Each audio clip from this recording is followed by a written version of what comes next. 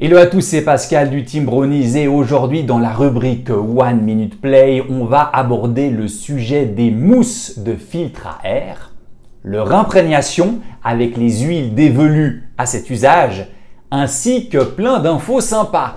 Restez avec nous, c'est maintenant. Comme vous le savez sans doute, les filtres sont destinés à empêcher les diverses impuretés de pénétrer dans le moteur tout en garantissant une prise d'air optimale. Je vous rappelle que la carburation est un savant mélange entre air et essence. Du coup, ça vaut quand même la peine d'y prêter une attention particulière.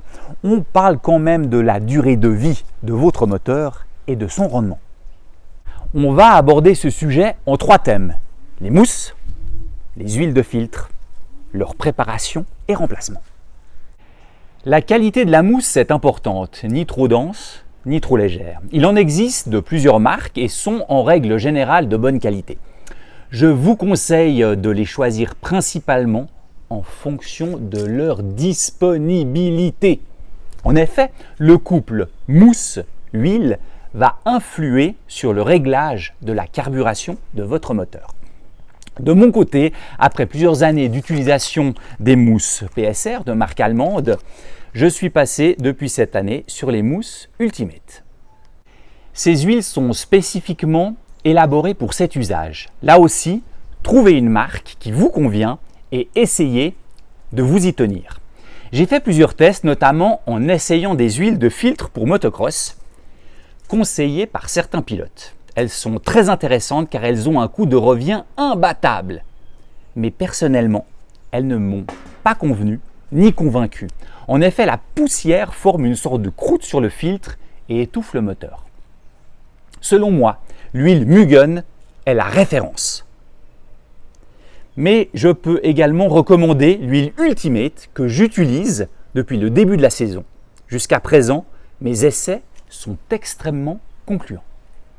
L'experte en la matière de la préparation des filtres, c'est Sylvia. Du coup, elle va vous expliquer tout ça. Alors, on prend une des parties du filtre qu'on met dans un sachet plastique et j'ajoute petit à petit de l'huile à l'intérieur et ensuite je commence à malaxer.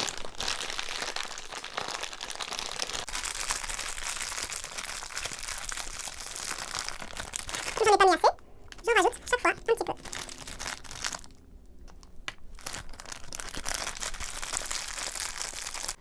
Une fois imbibé uniformément, j'essore l'excédent.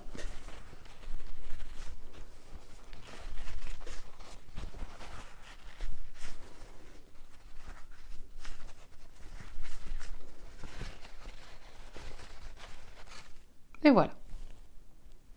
Et voilà, le filtre est terminé. Maintenant, je le pose dans sa boîte et je le laisse reposer jusqu'au lendemain. Voilà un filtre prêt à usage et vous pouvez noter les filaments. Petite information pratique, avec une bouteille, j'arrive à faire 12 filtres. Pour le remplacement, c'est simplement du bon sens et de l'observation. Sur une piste sans poussière, votre filtre aura une durée de vie supérieure à une piste poussiéreuse. 3 précisions pour terminer. Je vous conseille d'attendre un certain temps avant d'utiliser un filtre fraîchement imbibé. Le solvant doit s'évaporer. Au vu du coût modique d'une mousse, je ne me risquerai pas à la nettoyer pour la réutiliser. Et troisièmement, sachez également que lors d'une finale, par exemple, le filtre va se charger en poussière et du coup va enrichir le moteur. Moins d'air, donc plus de fuel. Ça explique notamment certaines fois la modification de la carburation, mais aussi une augmentation possible de la consommation au fur et à mesure des pleins. Voilà, vous savez tout, ou presque, sur les filtres à air. J'espère que vous aurez apprécié et à tout bientôt sur les pistes.